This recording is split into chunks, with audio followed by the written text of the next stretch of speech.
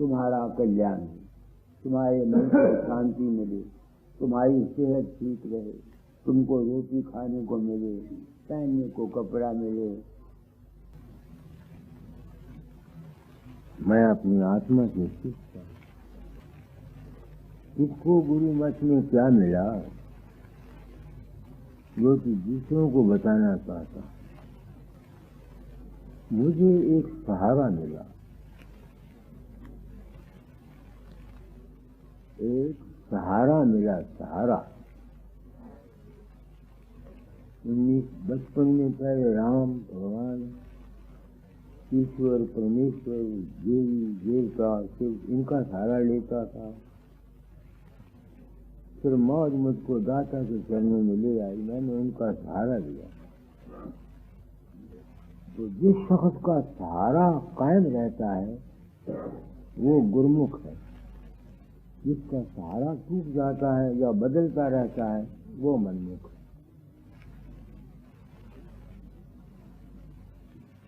चौबीस घंटे का सहारा रखना एक बड़ा मुश्किल है, मेरा भी नहीं रहता। बाजे बजे इस वाणी में आया है ना, खाते पीते सोते जागते उठते बैठते सहारा पकड़े। अब अगर मैं ये कहूं कि सब दुनिया मेरा ही सहारा पकड़े, क्या हो सकता है? सारी दुनिया एक आदमी को, एक ताकत को मान सकती है? कभी न किसी ने माना, न कोई मान सकता है। एक जगह बना लो, उसको पूर्ण मान लो, उसको अपने अंदर रख लो, उसका सहारा पकड़ो। जिस वक्त ये सहारा तुम्हारा दृढ़ हो जाएगा फिर तुमको परमार्थ मिल जाएगा। फिर परमार्थ क्या हुआ? इसको सहारा मिल जाता है, उसको क्या मिलता है? उसको खुशी मिलती है, उसको फिक्र नहीं आता, उसको चिंता नहीं व्यापती, उसको गम नहीं सताता। तो परमार्थ कोई और होगा इन संतों के पास, मुझे नहीं पता।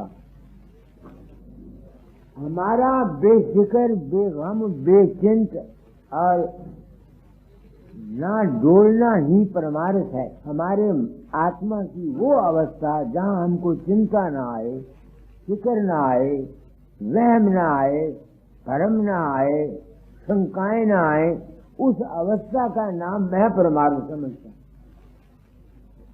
दुनिया में रहते हुए अपनी अपनी ड्यूटी को पूरा करो, फर्ज को पूरा करो, साथ ही अपना एक इष्ट बना लो। वो इष्ट तो है असली पूर्ण ब्रह्म, मालिक, सर्वशक्तिमान, परमात्मा, आधार, प्रकाश और शब्द, बार ब्रह्म और शब्द ब्रह्म।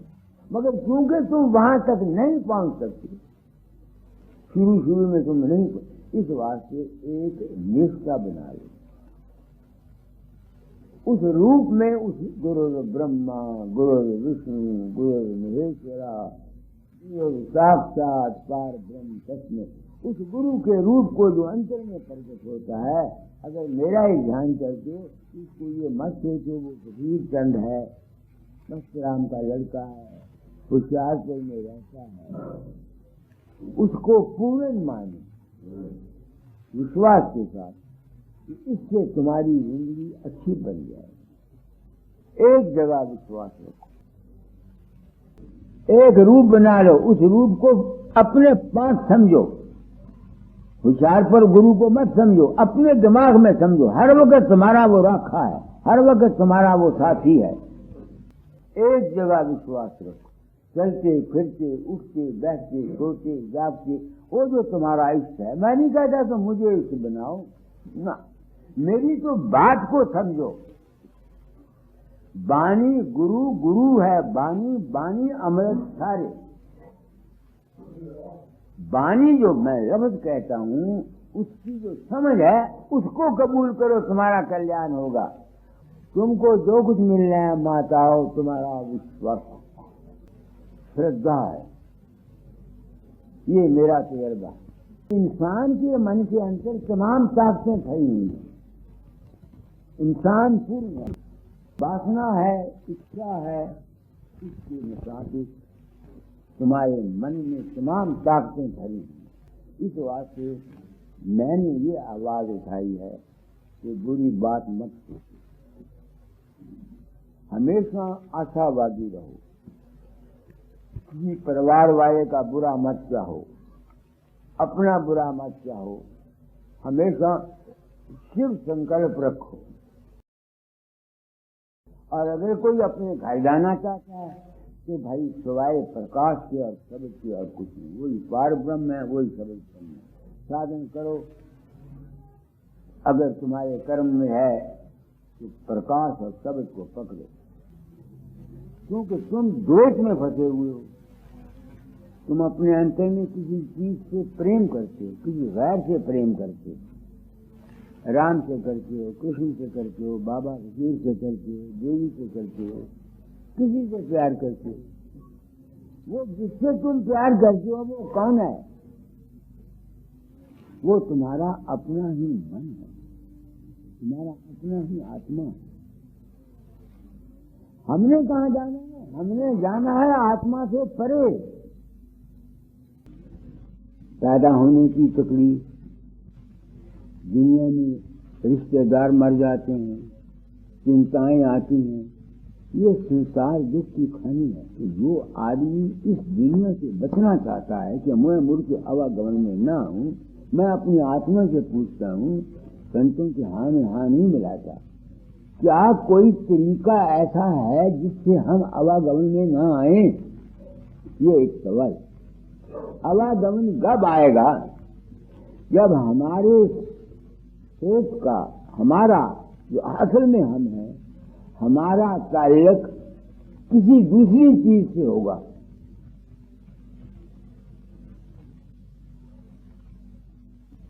आवागमन हमको हमेशा तब आएगा जब हमारा अपना जो सुर्ख है, इसका संबंध, इसका मोह, इसका ताल्लुक किसी दूसरी शय से होगा। पुत्र से हो, बेटे से हो, फकीरपन से हो, गुरु से हो, या राम से हो, या किसी इष्ट से हो।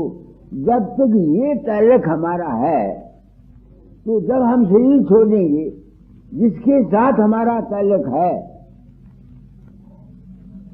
हम उसके साथ दोबारा फिर मिलेंगे और उसके संबंध में आएंगे। आएंगे कि नहीं आएंगे?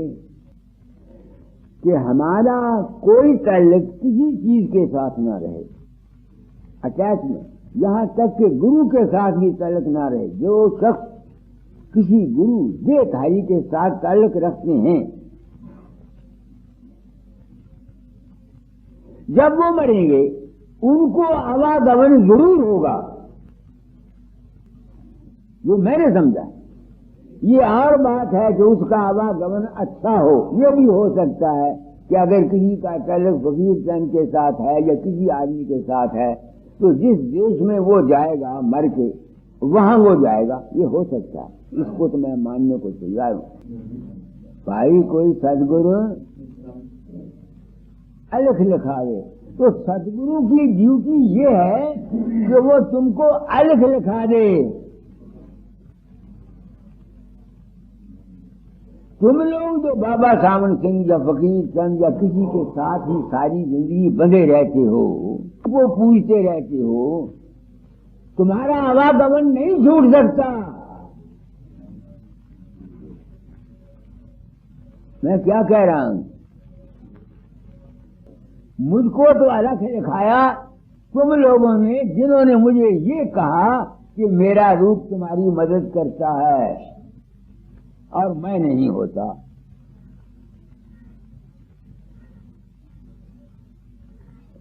अब साधन क्या करता हूं? अभी तक तो मैं जा नहीं सकता हूं, चलता रहता हूं और जो कुछ मेरे सामने नजर आता है उसको छोड़ता जाता हूं। छोड़ने की कोशिश करता रहता हूँ। तो जो चीज जब मैं जो कुछ भी मेरे सामने आएगा उसको मैं देखूं, वो मेरे सामने नहीं आएगा, तो जो बाकी रह जाएगा वो क्या होगा? अलग ही होगा ना, जिसको कोई रख नहीं सकता। तो जब तक हम साधन करते हैं, जो कुछ हमारे सामने आता है, खाया राम आए, कृष्ण आए, सूरज आए, चांद आए, अनेक प्रकार की रचना आए, वो तो अलग है नहीं, क्योंकि वो तो रखा जा रहा है। वो तो कहते हैं अलग को रखो। अलग को कैसे रखा है? जो कुछ मेरे अंदर प्रकट होता है, मैं जानता हूं ये अलग नहीं है। इसको छोड़ने की कोशिश करता हुआ ऐसी अवस्था में जाना चाहता हूं जहां केवल मेरी अपनी जात की ही चैतन्यता है और दूसरा कोई नहीं। जब तक ये अवस्था किसी को अंत समय में नहीं आएगी, उसका आवागमन सूचना नामुमकिन। अब वो दुनिया के दुखों से घबराकर ज्ञान हासिल करना चाहता है, शांति हासिल करना चाहता है, तो शांति इस दुनिया में है कहाँ? इस दुनिया में तो शांति का नाम नहीं है। यहाँ दुख भी है, सुख भी है, आनंद भी है, बेआनंदी भी है, मौत भी है, जिंदगी भी है, धूप भी है और छाया भी है। तो वो मैंने प्रण किया था कि अपना अनुभव से आज मैं कह रहा हूं, मैं जानता नहीं हूं कि मेरी बात को तुम क्या बहुत से बहुत कोई आदमी क्या समझेगा। और अगर समझ भी जाए तो उस मंजिल पर जा नहीं सकता। क्यों? मैं खुद गिरता रहता हूं। मेरी रास्ते में मंजिल का पता तो लग गया, मुझे अपने घर का रास्ता तो पता लग गया, मगर चला नहीं जाता, गिर जाता हूं। क्यों गिरता हूं? कुछ कह नहीं सकता।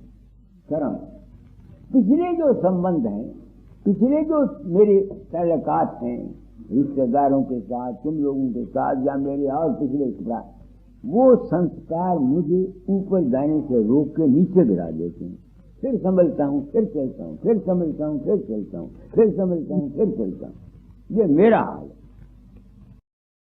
प्राण पूजे क्रिया तेजारा, प्राण पूजे क्रिया तेजारा, सहज समाधि सिखावे, भाई कोई सतगुरु संत गावे। अब कबीर का क्या मतलब है सहज समाधि से मुझे नहीं पता। सहज समाधि का ये मतलब है, जहां तक मैं सोचता हूं, मैं जहां बैठा हुआ हूं, मुझे पता है, फर्ज करो कि मंदिर मेरा नहीं, होशियारपुर मेरा नहीं, मेरा घर यहाँ नहीं है, मैं किसी और जगह गया नहीं है। जब मैं यहाँ आऊंगा, यहाँ जब किसी मकान को आग लगेगी, या कोई मरेगा, या कोई खुशी होगी, क्या मुझे उसका गम होगा? नहीं ना होगा। क्यों ना खुशी? क्योंकि मैं जानता हूं कि मेरा घर ये नहीं है। तो जो शख्स इस अवस्था में रहता है, वो दुनिया में रहता हुआ, वो सब कुछ होता रहता है। कोई मरता है, कोई जन्मता है, कोई बीमार होता है, कोई कुछ होता है। वो जानता हुआ कि भाई ये तो है नहीं, उसकी वो जो मन है, सुरत है, वो विचलित नहीं है। इस सुरत का विचलित न होना ही सहज समाधि है। मैंने जो समझा, मैंने सहज समाधि की आपको मिसाल दी।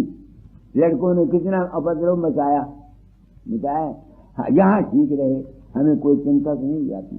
वो थोड़ा बहुत पंजाब के साथ हमारा मोह है, ये समझते हैं कि पंजाब देश हमारा है, इसलिए थोड़ी चिंता हमको हुई। समझ में बात आती है ना? अगर ये यकीन होता कि हम पंजाब के रहने वाले नहीं, तो हमें कुछ ना। पाकिस्तान में क्या कुछ हो जाता, आपको चिंता आती है? वियतनाम में क्या कुछ हो रहा है, आपको चिंता आती है? क्यों नहीं आती? क्योंकि तुमको अपने रूप का ज्ञान है कि तुम जहां से रहने वाले नहीं। तो जो सदगुरु को ये यकीन हो जाता है कि भाई मेरा तो ये घर नहीं है, वो मेरा घर है, वो सहज समाज में रह सकता है। मैं अपनी बाबत जानता हूं, और कोई तरीका शायद समाज में रहने का हो, इसलिए ज्ञान के बिना शायद समाज ही नहीं आता, और योग के बिना ज्ञान नहीं होता। आगे द्वार न रूंदे पवन न रोके, द्वार न रूंदे पवन न रोके, नहीं अनहद अरुझाए। ये देखो, वो कहता है अनहद के पीछे भी नहीं फिरता है, वो कबर के पीछे भी में चक्कर नहीं मारता। क्यों? तो उसको अपने रूप का ज्ञान हुआ होता है। मुझे पता नहीं कबीर को क्या ज्ञान हुआ, दाता क्या, मैं अपनी बाबत जानता हूँ, साधन करता रहता हूँ। रूप रंग आते हैं मेरे सामने, अब भी पुराने जो संस्कार हैं वो जागते हैं साधन में मेरे अंदर, उनको काटता रहता हूँ।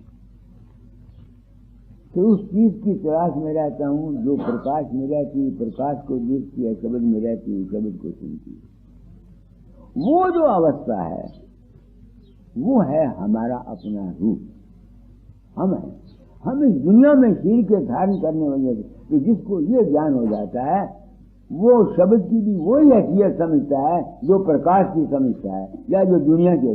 ये तो प्रकृति खेल है, आएंगे आते रहेंगे, जब तक शरीर है शब्द भी आएगा, प्रकाश भी आएगा, मन भी फुरना फुरेगा, जिस्म में दर्द भी होती रहेगी, ये होता रहता है। मगर उसको चूंकि ज्ञान हो जाता है, इस वास्ते उसमें फंसता नहीं। मैं इस अवस्था का नाम सहज समाधि, इसको बोलते हैं सहज ज्ञान। आगे ये मन जाए जहाँ लगे जब ही, ये मन जाए जहाँ लगे जब ही, परमारथ दर्शावे। क्यों उसको ज्ञान हो जाता है कि मन का स्वभाव है, नहीं समझ में आती है। जब तक तुम्हारे पास मन है, जिस किस्म की तुम्हारी प्रकृति है, वो तो वैसा सोचेगा, फिर वो चिंता नहीं करता। वो दुनिया में रहता हुआ ये खेल समझता हुआ है, दुनिया को खेल समझना ही परमारथ। आगे कर्म करे कर्म रहे जो, कर्म करे ये कर्म रहे जो, ऐसी दुगत लखावे, ऐसी दुगत लखावे। सदा विलास त्रास नहीं मन में, भोग में जोग जगावे। भाई कोई इस अवस्था का नाम है जीवन मुक्त अवस्था। जब ज्ञान, बिना ज्ञान के शांति नहीं है, मगर ये ज्ञान जल्दी आता नहीं। जब तक इंसान को पहले वैराग हो, फिर वो साधन करे, साधन करने के बाद फिर उसको कोई सदगुरु मिले, उसके बाद जहाँ फिर उसको ये अवस्था आती। आगे धरती जागे आकाश जागे, धरती जागे आकाश जागे, अधर बढ़ैया छावे, अधर बढ़ैया छावे। अधर मरैया क्या है कबीर को पता होगा, अपना रूप ही अधर मरैया है, अपना सेल्फ। आगे सुन्नत करके सार सदा पर, सुन्नत करके सार सदा पर, आसन अचल जमावे। भाई कोई सतगुरु संत का, सुन वो अवस्था जहाँ मन संकल्प नहीं करता, वहाँ ठहरे। हाँ जी, भीतर रात बाहर देखे, भीतर रात बाहर देखे, दूजा दृष्टि में आवे, दूजा दृष्टि में। अर्जुन जो कहते हैं बाबा फकीर हमको नजर आता है, वहाँ आया, वो तो दूजा है। बड़भागी कोई विरले प्रेमी, बड़भागी कोई विरले प्रेमी, जिनको मरम जनाया रे, जिनको मरम जनाया रे। संतों ने इस राज को जो मैंने कहा मरम को बताया नहीं पब्लिक को। क्यों नहीं बताया? पब्लिक इसकी मुस्तहक नहीं है। अगर बता दिया जाए तो डेरे नहीं बनते, सत्संग नहीं बनता, पैसे नहीं आते, रुपए नहीं आते, पेंटे नहीं आते। वो कहता है विरले जीव किसी को बताया, पड़ोस करी को। बड़भागी कोई विरले प्रेमी, बड़भागी कोई गिरने तेरी जिनको मरम जनाया रे, जिनको मरम जनाया रे, मेरे ही बचत बधाई सत्संग पाया रे। राधा स्वामी नहर से जीव उबारे, राधा स्वामी नहर से जीव उबारे, खुलवे अगम पारे। गुरु क्या उभारना, उभारना कहते एक चीज नीचे डूबी हुई है, उसको उठा दो ऊपर को, पानी के ऊपर कर जाएगी। हम इस माया के चक्कर में बुरी तरह से फंसे हुए हैं। सत्संग से उनकी नजर को, उनके ख्यालात को, उनके मन को ऊंचा किया जाता है। बस इतनी ही काफी है।